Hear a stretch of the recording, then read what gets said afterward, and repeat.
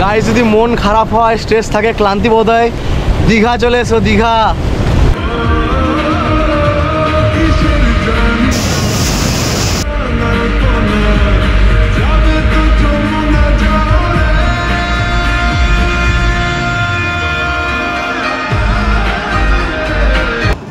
Hello friends, welcome back to the another new blog. আমি ওম, তোমরা দেখছো ওম দ্য ব্লগস। আশা করছি সবাই ভালো আছে এবং সুস্থ আছো। এখন রয়েছে আসানসোল জাংশনে, সময় সন্ধ্যে 6টা। তো গাইস চলো একটা ব্লগ স্টার্ট করলাম আর কি। আজ এমনি প্ল্যান হচ্ছিল দীঘা যাওয়ার, তো আজ সকালে পুরোপুরি ফিক্স হয়ে গেল আর কি। তো সে কারণেই বেরিয়ে যাওয়া। তো চলো আজ ট্রেনে দীঘা, আসানসোল থেকে আমি প্রথমবার এই রুটে দীঘা যাচ্ছি, মানে ট্রেনে দীঘা প্রথমবার যাচ্ছি। আর আজ হচ্ছে নভেম্বরের 30 তারিখ, মানে কাল ডিসেম্বর আর কি, মানে ডিসেম্বর জানুয়ারি, বুঝতে পারছো, উইন্টার উইকেন্ড, ঘোরাফেরার দিন। ট্রেন আমাদের একটু লেট হচ্ছে আর কি, চলে এসছে বলতে গেলে। ট্রেনের টাইম ছিল এখানে 6:15 থেকে ছাড়ে ট্রেনটা। তো আজ জার্নি করছি আমরা 03465 মালদা টাউন দীঘা এক্সপ্রেসে। আচ্ছা, এই দোকান দিয়ে কিছু স্ন্যাক্স নিই, ট্রেন চলে এসছে আর কি, তারপর ট্রেনে উঠি, তারপর সব কথা বলছি। আর এই যে আমাদের আজকের ট্রেন 03465 মালদা টাউন দীঘা।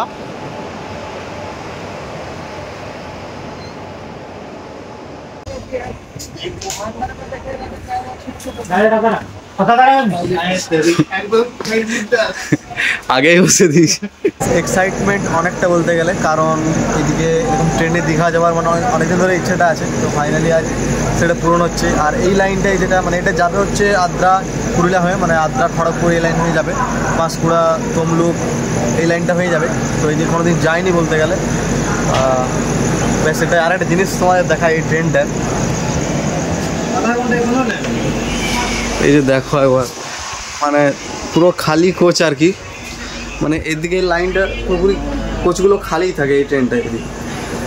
হ্যাঁ, ভিড় জানি না পরে গেলে ভিড়টা কীরকম হয়, আগে গেলে আদ্রা খড়গপুর এদিক গেলে কীরকম ভিড়টা হয় জানা নেই, বাট এখানে আমাদের মালদা টাউন থেকে আসা পর্যন্ত আসানসোল মানে এরকম। আচ্ছা, ট্রেন ছাড়লো আসানসোল জাংশন থেকে হচ্ছে 6:46 চলো এখন সারা রাতটা মানে 2-3টে অবধি জার্নিটা হবে, সারা রাতটা ট্রেনে। দেখা যাক দীঘা কেমন কি এনজয়মেন্ট হয়, সবটাই শেয়ার করবো। ইয়ো গাইস,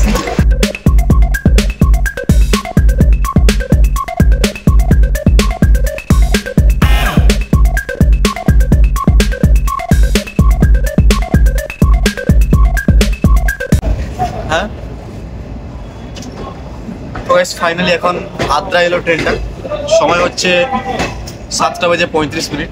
আর এরপর এবার এখান থেকে বাঁকুড়া, বিষ্ণুপুর, মেদিনীপুর, খড়গপুর এই লাইনগুলোতে, বুঝতে পারছো। আর এদিকে ট্রেনে হয় আমার ফার্স্ট জার্নি হচ্ছে, সেই জন্য আরও বেশি পরিমাণে এক্সাইটমেন্ট। দেখে দাও কী করছে দাদা।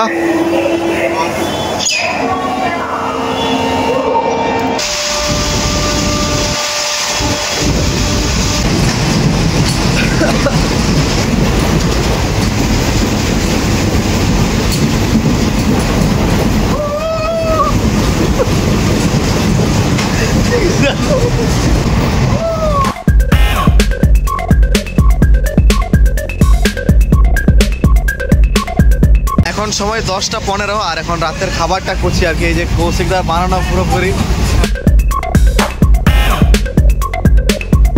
তো গাইস এখন সময় হচ্ছে রাতে 11:30 মতো, আর আমাদের ট্রেন এখন খড়গপুর জাংশনে এইমাত্র অ্যারাইভ করলো আর কি। আসানসোলের পর আদ্রা, বাঁকুড়া, বিষ্ণুপুর, মেদিনীপুর, তারপর হচ্ছে খড়গপুর। আর এখানে বাঁকুড়াতে অনেক দাদা আমার সাথে অ্যাড হয়েছে আর কি। দাদা সবাই একবার হাই করে দাও। সবাই দীঘা ট্রিপে যাচ্ছে, তো চলো একসাথে অনেক মজা হচ্ছে আর কি। আর এ তো শুধু ঘুমিয়ে কাটাচ্ছে, এখানে আমরা সবাই এত মজা করছি আর শুধু ঘুমিয়ে কাটা যত এলো খড়গপুর পর্যন্ত। আর এই যে দাদারা হচ্ছে সবাই ছাত্র, সবাই ছাত্রনা তো নাকি? হ্যাঁ সবাই ছাত্রনা। তো ছাত্রনা যেটা আমাদের বাঁকুড়া ছাত্রনা, ওদিক হয়ে পারাপার হয়ে প্রায় খড়গপুর থেকে ট্রেন ছাড়লো 11:40। এরপর আসছে পাঁশকুড়া, তমলুক, কাঁথি, তারপর দীঘা, কাঁথির পর দীঘা। খড়গপুরে রয়েছে ITI বিখ্যাত, ITI ট্যুর করতে লাগে। সাইকেল ট্যুর যখন আমার দীঘা হয়েছিল তখন আমি খড়গপুরে স্টে করেছিলাম, মানে ভোরে বেরিয়ে খড়গপুরে রাতটা মানে একদম খড়গপুরে এসে থেমেছিলাম আমাদের সিদুলি থেকে। তারপর 170 কিলোমিটার, তারপর আবার ভোর থেকে খড়গপুর থেকে দীঘা গেছিলাম, দীঘা সাইকেল ট্যুর, তারা এখনই দেখে আসবে।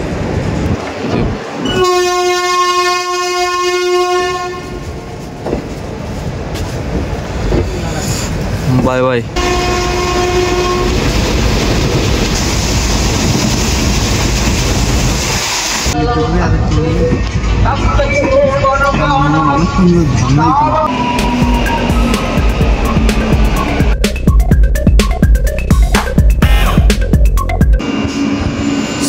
সময় ঘড়ি কাটায় রাতের 2:30 আর ফাইনালি দীঘাতে।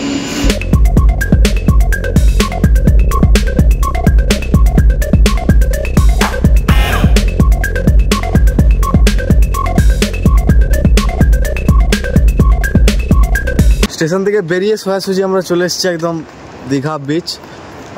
ওল্ড দীঘা নয় আর নিউ দীঘা নয়, মাঝামাঝি একটা জায়গায়। হ্যাঁ, মানে সামনেই আর কি 1 কিলোমিটার ডিস্টেন্স। তো ফাইনালি দেখতে পাবে না কিছু, তো চলে এসেছি এদিকটা হয়ে এলাম সে কৌশিকদা, আর এই যে মানে সোজাসুজি বিচেই চলে এলাম, বাকি ছয়বার হচ্ছে পরে। এখন বাজে হচ্ছে 3:15, মানে ভোর রাত বলতে পারো। হ্যাঁ, রাতটা কাটুক, সকাল হোক। খুব সুন্দর একটা সানরাইজ বন্ধুরা, অপেক্ষা করছি আমরা এখন। দেখা যাক। 1 বছর পর আবার সমুদ্রে। আর দাদা কদিন? আমার প্রায় অনেকদিন পর, সেই এসেছিলাম ক্লাস 10-এ। তার মানে অনেক দিন, বহুদিন পর। তো ফ্রেন্ডস, আমরা এখন দীঘা মোহনায় মাছের বাজারে এসেছি। হ্যাঁ, যে মাছের আমদানি রপ্তানি সব দেখতে, মানে এত বড় একটা মাছের বাজার, তোমরা এলে বুঝতে পারবে, দেখানো সম্ভব না। এত ভিড়, এত জমজমাট, যে ভোর থেকে মানে ভোর রাত থেকে এটা হয়ে থাকে। আর সরাসরি দেখছি, সব কিছু শুনেছি, জানি, আসা হয়নি। তো গাইস, ফাইনালি ভোর রাত পেরিয়ে সকালের দেখা, আর আমি এখন দীঘা মোহনায়। গাইস, এখন ভোরের যে ভিউ, দীঘা মোহনার যে উত্তাল সমুদ্র, একটা দারুণ আবহাওয়া পরিবেশ, তার সাথে ঠান্ডা হাওয়া বইছে। এখান থেকে যতটা এলাম, এই যে এইরকম, এবার এখান থেকে এই পাথরগুলো, মানে 3 কন্যা এই পাথরগুলো দেওয়া আছে, এবার অর্ধেকটা পথ। তো এই জায়গাটা পেরোতে একটু অসুবিধাই লাগে, আর জলে ভেজা রয়েছে বলে আরও বেশি স্লিপ কেটে যেতে পারে। মোহনায় বেশিরভাগ কিন্তু সকাল দিকে ভিড়টা বেশি হয়। যাও গাইস, দীঘা মোহনায় কিন্তু আমার আগেও আসা, সে কারণে জানি যে ভোরের মানে সকালের দৃশ্যটা কীরকম থাকে এখানে। যত সময়টা পেরোচ্ছে তত ঢেউয়ের পরিমাণটা বেড়ে আসছে আর কি। আর মোহনার এই জায়গাটার শেষ পর্যন্ত আসলে মানে সত্যি আমি মনে করি দীঘার যত বিচ আছে বা সব জায়গা, ওল্ড দীঘা, নিউ দীঘা, উদয়পুর, তালসারি, সব বিচের মধ্যে দীঘার যে মোহনার সকালে যে ভিউটা, সত্যি একটা অসাধারণ দৃশ্য দেখা যায়। কিরকম লাগছে দাদা দৃশ্যটা দেখে? দারুণ দারুণ। তুমি যখন যাচ্ছ ওই টাওয়ারটার কাছে, দাদা যেতে চাইছে না, বলছি কি ঢেউটা আস্তে আস্তে বেড়ে আসছে। দেখো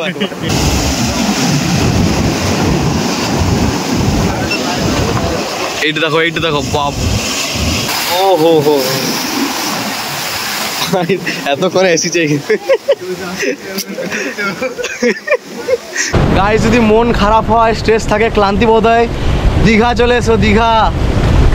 আর তুই ঢেকাল পেপার জলে।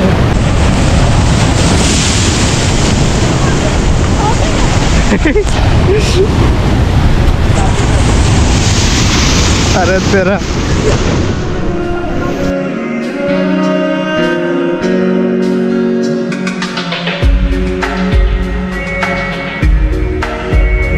গাইস, এবার না স্রোতটা সত্যি খুবই উত্তাল হচ্ছে, আর একদম ঘোড়াটাই চলে এসছে। এবার সত্যি এখান থেকে বেরোতে হবে, আস্তে আস্তে বেড়েই চলে যায় স্রোতটা কিন্তু।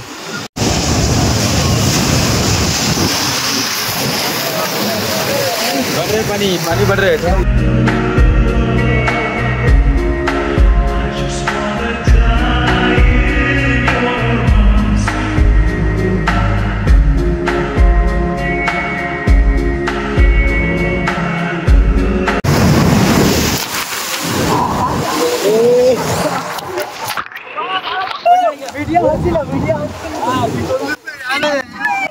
ভিডিও চালু। দাদা ভিজে গেলাম যে। আমিও তো ভিজলাম হালকা ফুলকা। আমি সূর্যোদয়ের ফটো থেকে সানরাইজের ভিউ দেখাতে গিয়ে তোমাদের আমি মানে পুরোপুরি ভিজে গেলাম। হুডিটার প্যান্টটা পুরোপুরি ভিজে গেছে একদম। প্যান্টটা তাও ঠিক আছে, বাট এইটা ভিজে গেলে সহজে কিন্তু শুকোবে না। চলো যাই হোক, এবার মোহনা থেকে বেরোবো। তো আমরা এখন মোহনা দিকটা থেকে নেমে এরকম একটা জায়গায় এলাম, ওই যে রয়ে গেল মোহনা, এদিকটা এলাম। আর এখান থেকে দেখো নিচটা থেকে কি সুন্দর লাগছে। এখান থেকে এবার চলে যাবো আবার ওল্ড দীঘা দিকে, মানে ওদিকটায় সোজা চলে যাব। আর এখন এই সকালে 7টা হলো আর কি, অনেকক্ষণ সময় কাটালাম মোহনাতে।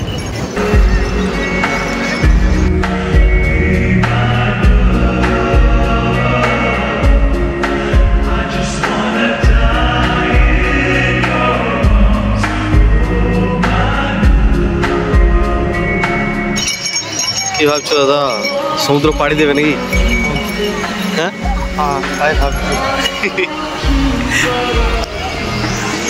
কত প্রাইস? 100 টাকা। মানে কতবার, কতক্ষণ, মানে কতক্ষণে হয়? টাইম কতক্ষণ? আচ্ছা আচ্ছা। ওই যে ছেলেগুলো যাচ্ছে দেখে তো, হ্যাঁ হ্যাঁ 4টে ছেলে যাচ্ছে দেখে। হ্যাঁ হ্যাঁ। যেরকম বলবো এরকম তো মোবাইল দেবে, আমাদেরকে ভিডিও করবে। হ্যাঁ বলেন দাদা, আসি রুম থেকে ঘুরে আসি। একবার আসবো বুঝলি, ইয়ে করে আবার তো আসবো। সাড়ে 12টা একটা ওরকম সময় আসবো। গাইজ আমরা কিন্তু অনেকটা পথ হেঁটে হেঁটে যাচ্ছি।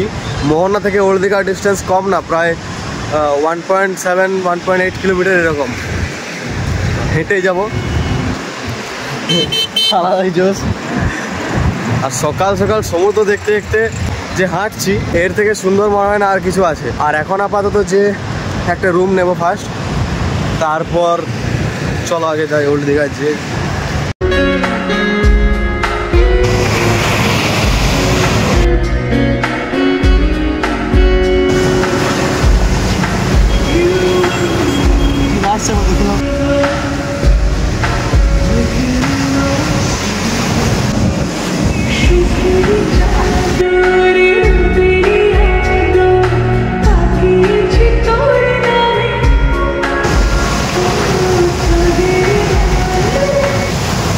সো বন্ধুগণ, এখন সময় সকাল 8টা, রোদ দিয়েছে, খুব সুন্দর লাগছে, একদম চিকচিক করছে সমুদ্রের জল। আর এখানটায় বসলাম একটা এরকম জায়গাটায়, ওল্ড দীঘা চলে এসেছি। তো অনেকে বলে যে দীঘায় নাকি মানে ঢেউ আসে না, দীঘায় মানে পুরীতে খুব সুন্দর ঢেউ দেখা যায়। তো এসব কথা কিন্তু সত্যি ভুল কথা। এখন যে গর্জনটা দেখতে পাচ্ছি এখানে, মানে কি বলবো, একটা আলাদাই শব্দ, একটা আলাদাই গর্জন। জাস্ট বসে বসে ফিল করছি, আর কিছু বলার নেই।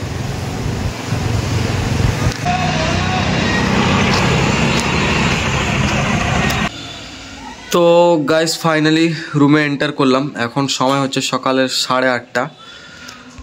আর এরকম জায়গায় ঠিক রোড সাইডেই রুমটা পেয়েছি, দিকটায় একটু আউটসাইড করে। এখান থেকে বিচের ডিস্টেন্স কত হবে দাও? 5-7 মিনিট। 5-7 মিনিট ডিস্টেন্স, মানে ওই 500 মিটার মতো নাকি? এই সামনে এদিকটাতে, হ্যাঁ একদম রোড সাইডেই। আর রুমটা আমাদের ঠিক এরকম একটা ছোট্ট মতো, এই যে একটা বেড, ব্ল্যাঙ্কেট, আর এখানে বাথরুম রয়েছে। তাছাড়া এই যে ছোট্ট মতো একটা রুম, এখানেই পেরিয়ে যাবে একটা দিন। আর এই ভিডিওটা আমি এখানে এন্ড করছি। চলো দেখা হচ্ছে পরের ভিডিওতে। সকাল থেকে গাইস অসাধারণ কাটলো দীঘাতে, ভাবিনি মানে এতটা মজা হবে। তো যাই হোক, এখনও আরও অনেক মজা বাকি। আর এই ভিডিওটা কন্টিনিউ করতে আর আমার ভালো লাগছে না। তো যাই হোক, এখন ফ্রেশ হবো, খাবার খেতে হবে। আর তাছাড়া চলো, ভিডিওটা ভালো লাগলে অবশ্যই একটা লাইক করো, চ্যানেলে নতুন হলে সাবস্ক্রাইব করো। দেখা হচ্ছে নতুন ভিডিওতে। তো অন করে দিচ্ছি। চল এরকম হাট, এরকম করে হাট ভালো আছে। একটা কথা বলবে দিচ্ছিল।